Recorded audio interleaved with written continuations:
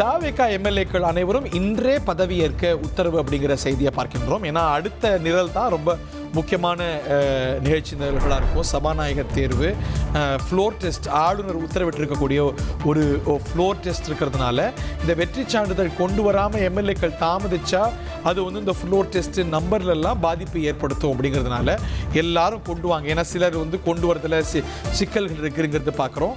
வெற்றி சான்றிதழெல்லாம் கொண்டு வந்து எம்எல்ஏக்கள்லாம் இன்றைக்கே பதவி ஏற்றுக்கோங்க. அப்போ தான் அடுத்த நிகழ்ச்சி நிரலுக்கு போக முடியும், அடுத்த அலுவல்களுக்கு போக முடியும் அப்படிங்கிறத நம்ம பார்க்கின்றோம். ஸோ இந்த மாதிரி புதிய விஷயங்கள்லாம் பார்க்கின்றோம்.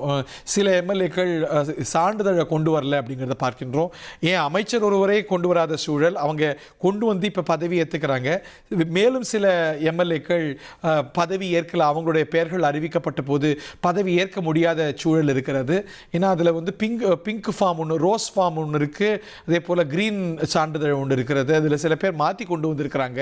ஸோ அதனால் எல்லா எம்எல்ஏக்களும் அவங்க ஊரில் வச்சுருந்தாலும் வீட்டில் வச்சுருந்தாலும் எங்கே சான்றிதழ் வச்சுருந்தாலும் உடனடியாக கொண்டு வாங்க.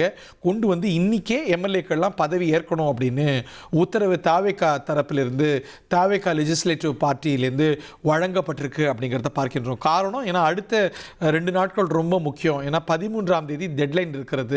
ஆளுநர் டெட்லைன் கொடுத்துருக்கிறாரு. 13ஆம் தேதிக்குள்ளே இந்த ஃப்ளோர் டெஸ்ட் நடந்து முடிந்து இப்போது நிறுவப்பட்டிருக்கக்கூடிய அரசுடைய பெரும்பான்மையும் அவையில் நிறுவப்பட்டிருக்கணும், ஃப்ளோர் டெஸ்ட்டில் நிறுவப்பட்டிருக்கணும் அப்படின்னு உத்தரவு போட்டிருக்கிறாரு. ஸ்பீக்கர் தேர்வும் கூட இருக்குது அப்படிங்கிறத பார்க்கின்றோம். ஸோ அதனால் காலங்கடத்த நேரம் இல்லை.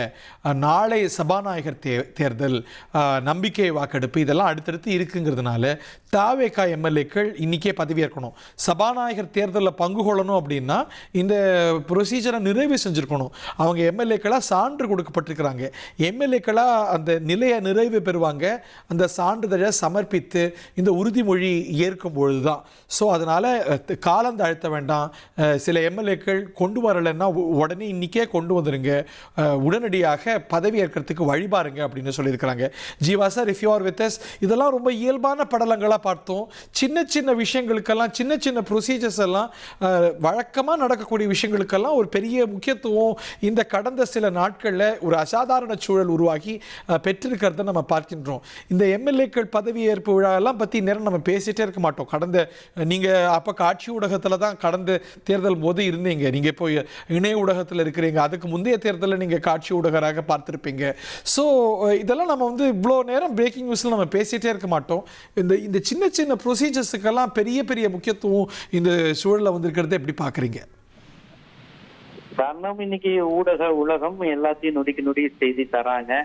அப்புறம் இன்னைக்கு அவங்க ரொம்ப இளைஞர்கள், அவங்களுக்கு எல்லாமே வந்து ஒரு ரொம்ப புதிது, அதிசயமானது, மகிழ்ச்சிக்குரியது, வைப்புக்குரியது எல்லாமே இருக்கிறதுனால எல்லாம் கடந்து வருது.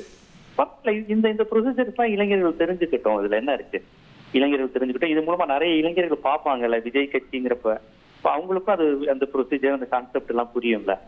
அது வரட்டும். இது இந்த மாதிரி விஷயங்கள் வர்றது ஒண்ணு நம்ம இதை ஜட்ஜ் பண்ணலாம். பட் ஆனால் பெரிய பெரிய நிகழ்வுகள்லாம் இந்த மாதிரி சின்ன சின்ன தவறுகள் நடந்திருக்குங்கிறத பார்க்கணும்னா நேர்களுக்கு தான் சுட்டி காட்டிட்டு இருந்தேன்.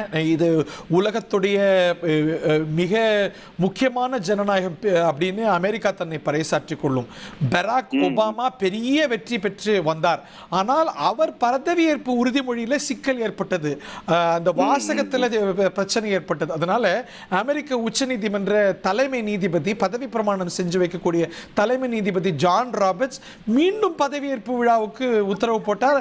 பராக் ஒபாமா மீண்டும் பதவியேற்றுக் கொண்டார் அப்படிங்கிறத நம்ம பார்த்தோம், தேசிய அளவில் பார்த்துருக்கோம். ஏன் இப்போ இன்னைக்கு இளையவர்கள் வந்திருக்கிறாங்கன்னா, திரு சி.வி. சண்முகம் அவர்கள் பொறுப்பேற்றுக் கொள்றதுல கூட அதிமுக ஒரு எஸ்டாப்ளிஷ்டு ஒரு நெடுங்கால பார்ட்டி, அங்கேருந்து சிலர் இந்த சான்றிதழை பெறாமல் இருக்கிறதெல்லாம், கொண்டு வராமல் இருக்கிறதெல்லாம் பார்க்கிறோம். இனி செல்லும் இடமெல்லாம் செய்தி.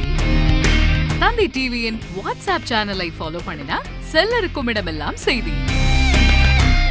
இதோ QR கோட், இப்பவே ஸ்கேன் பண்ணுங்க, ஃபாலோ பண்ணுங்க.